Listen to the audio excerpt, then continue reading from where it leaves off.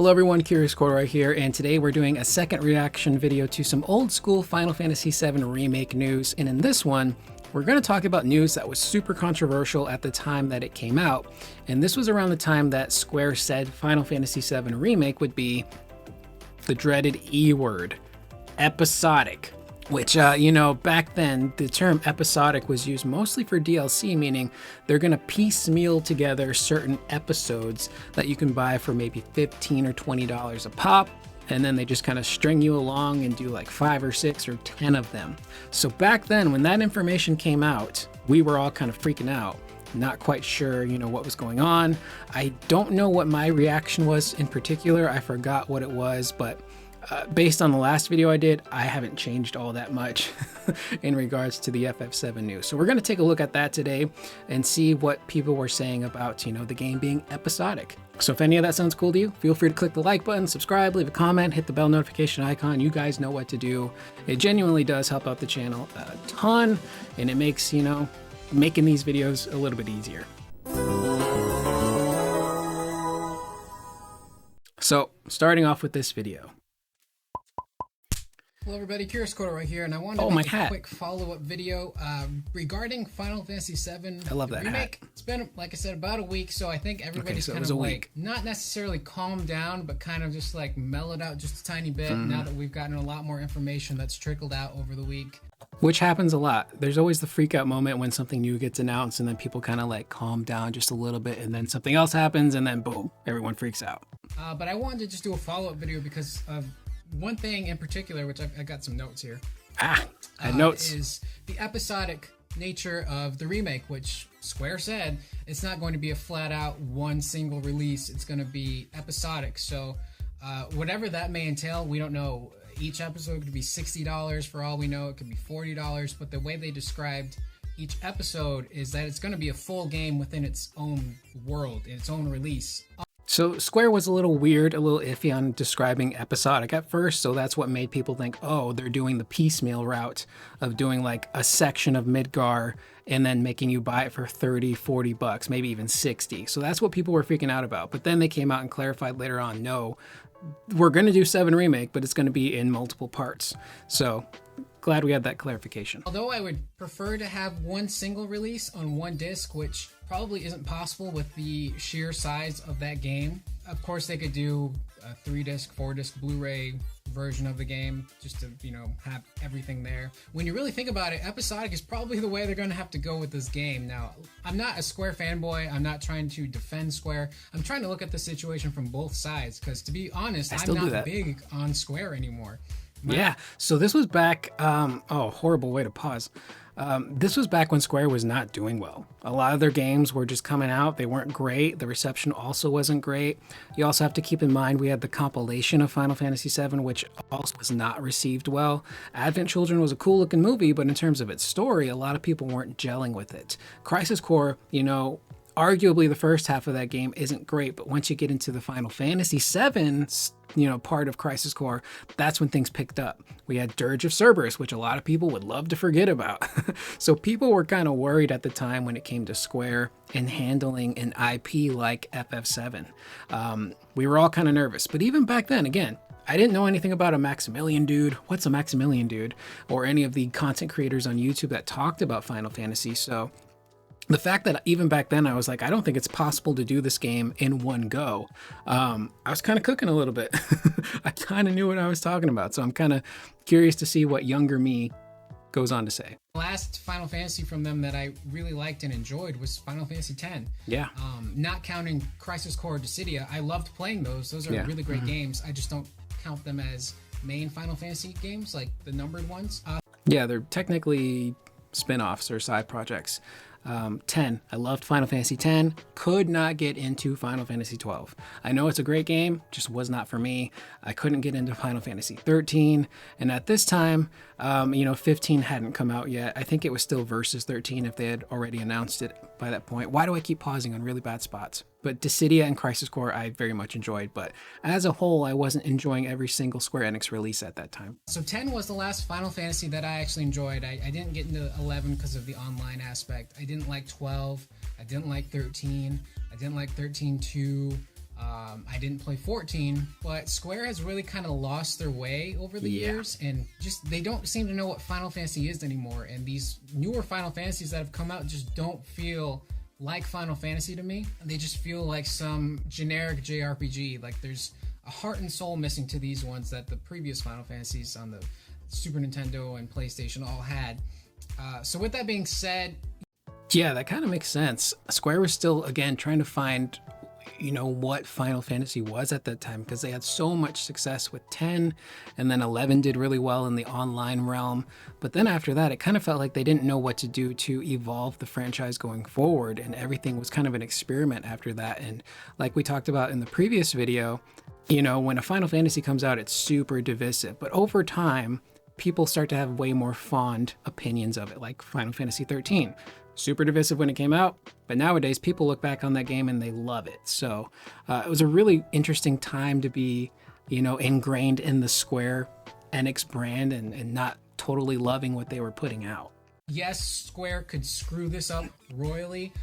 Some people are already saying they have just by releasing it episodic, but when you have to take into account what Square is dealing with, the episodic nature starts to make more sense because this is a huge game. Yep. The reason why they said years ago that they weren't ever going to do a remake is because they didn't have the manpower or the technology really to do it, because it would have taken them a very, very long time. And by releasing the game episodic, it kind of allows them to release the game earlier, and us as fans can get our hands on it much faster, because if they were just going to do this as one single release, we probably wouldn't be getting the game until 2018 maybe at the earliest, 2017 maybe. I don't know. It'd take a very, very long time. Young me was kind of cooking. I kind of understood the nature of what was going on. And it's kind of funny that I brought up the, them wanting to do that, ages ago, because Tetsuya Nomura, I think, brought up in a few interviews that he had the ideas, whether or not this was true. He had the idea to do Remake back in the PS2 era, but they just didn't have the people to do it because everyone was just spread apart throughout Square Enix making their own thing. So they did not have, again, the manpower to do so. And it would have been such a large project that if they had done it all in one go, we still would not be playing this game.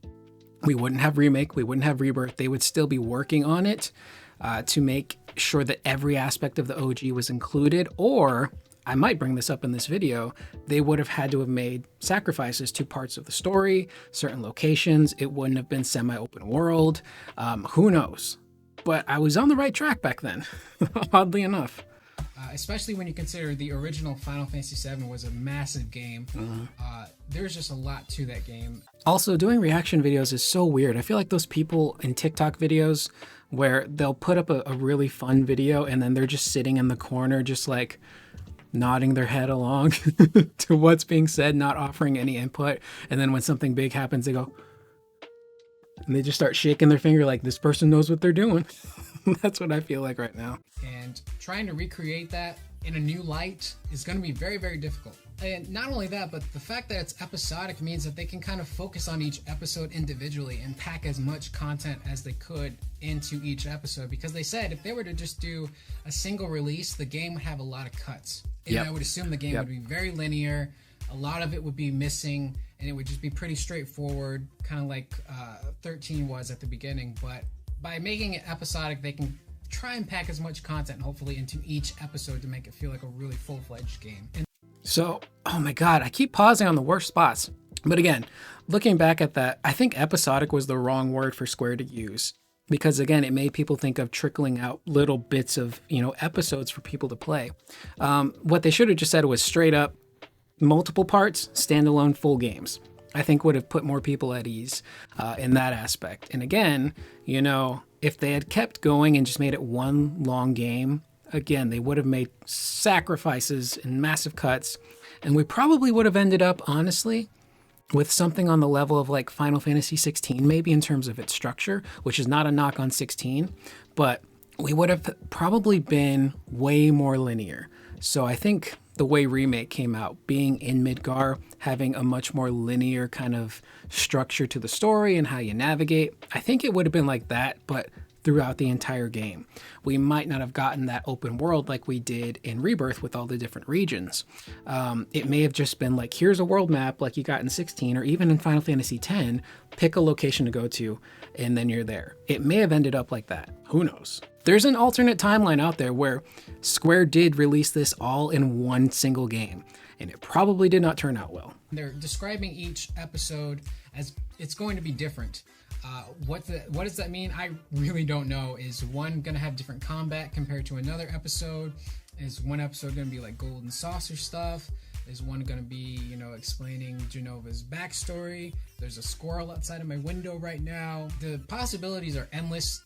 Squirrels loved my window. But yeah, that was kind of like, even nowadays, Naoki Hamaguchi talks about how, after they did Remake, they wanted Rebirth to be kind of like a new thing. And even in teasing 7 Remake Part 3, he's talking about giving players a new experience. So even back then, they were still plotting out making each game different, which is pretty cool. Nobody quite knows what these episodes are going to be. But I would urge people just to, of course, be cautious, but to be excited, because as much as people want a one-to-one remake of Final Fantasy VII, you don't really need it. It's best to think of this game as like a brand new game in the series, which hopefully Square will do right by. And if that bothers you, again, I know a lot of people don't like this argument, but you can go back and play the original Final Fantasy VII. It holds up, in my opinion, still very well today, nowadays. It does. It's on a plethora of platforms. Yep. It's on PS4 now, it's on the iPad, on iOS, it's on Android systems, I believe. What's kind of funny too about that comment is that Remake isn't just a remake. We would come to find out that, it's like it still connects in a way. It's still kind of like a sequel to the OG FF7. So it is, well, it is a remake. It is its own new thing, technically, if you want to get technical about that term. So you have multiple choices to play the game. Now, granted, I know there are some people that are like, I want that same story. Yeah. I want that same experience just in HD. I get that, but I guess that would kind of be redundant, I guess is the best way to say it. Yeah, and again, we've covered so many different developer interviews on this channel where the developers straight up say, we did not want to do a one-to-one remake. That would have been boring for them. They wanted to push themselves and challenge themselves to do something different with this story, these iconic characters in this world, and do something new, especially with the combat and the story. And they're doing that. The same old story is still technically there, but there's new stuff inserted and new twists and turns within like the overarching story that they're enacting. And that's like I've mentioned this before, that as an artist and as a creator has to be so exciting and fulfilling to not just do the same old and really add a new fresh perspective on it, especially since the team is a lot of newer, younger people that played the OG game. You still have your stalwarts there like Yoshinori Kitase and Tetsuya Nomura and Nojima-san, who are leading the charge, but behind them are that younger generation that very much revere the original game. Another thing that people are freaking out about was the combat system. Over the past week, they kind of talked a little bit more about it and said that although it is going to be like an action RPG, they said it's much deeper than we all think it looks. And they said that there would be turn-based and ATB elements to the combat. How they're going to incorporate that, I'm not sure. Just watching the video though, if you look under the character name, there's a little bar there, and it seems like with every attack, the bar goes down. So I'm not exactly quite sure how that's going to affect the combat. So what's kind of interesting about that, again, this was back when CyberConnect was the developer for this game. As we would know, Square would take that away from CyberConnect and scrap a lot of stuff. I'm sure they did reuse some basic stuff, but the combat system was not fleshed out there. As we would come to learn recently, Teruki Endo would join the 7 Remake development team halfway through that game's development cycle and create the battle system within 6 months. So clearly from the jump, they wanted it to be a little deeper and more than just like a Kingdom Hearts kind of ripoff. So they still had the idea to use an ATB system and the command menu system.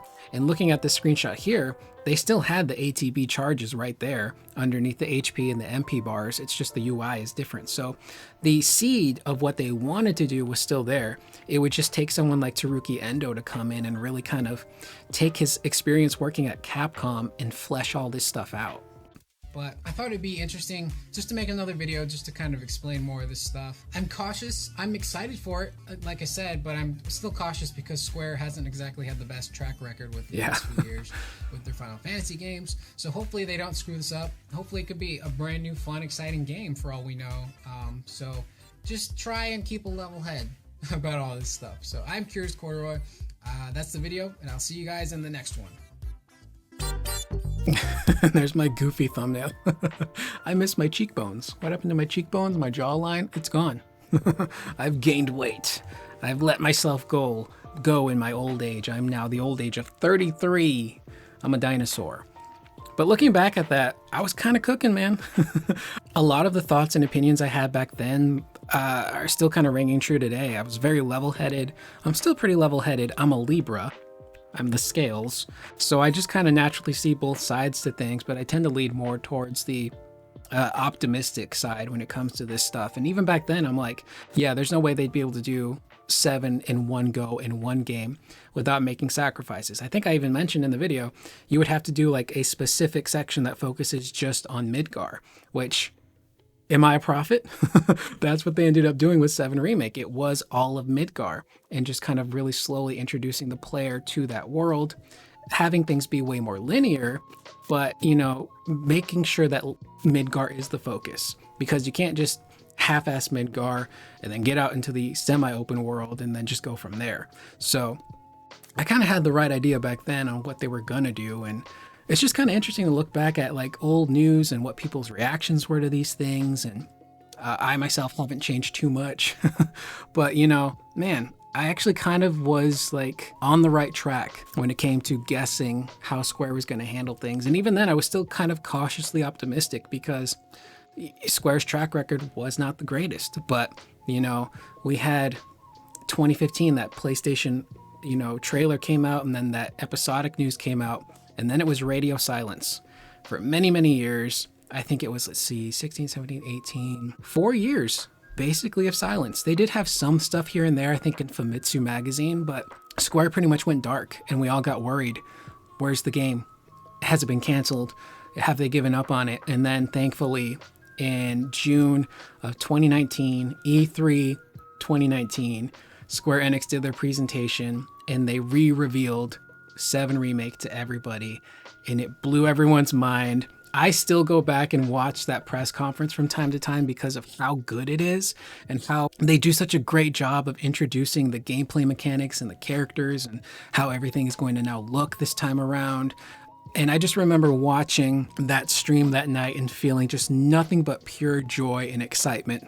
And I hadn't felt that in a very long time in my life when it came to gaming. So it was such a really cool, you know, kind of thing to kind of, you know, look back on. But other than that, it is weird doing reaction videos. Feels unnatural, but it is kind of fun to take a look at, you know, not only old news, but some of my past work to kind of see how things have changed. But I am Curious Corduroy. Let me know in the comments down below. What did you guys think of my older video?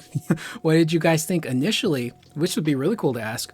What did you guys think of originally about that information about 7 Remake being episodic? What was your initial reaction? Was it fear? Was it excitement? I'd love to know in the comments down below. I will see you guys in the next one. Please remember to always be excellent to one another.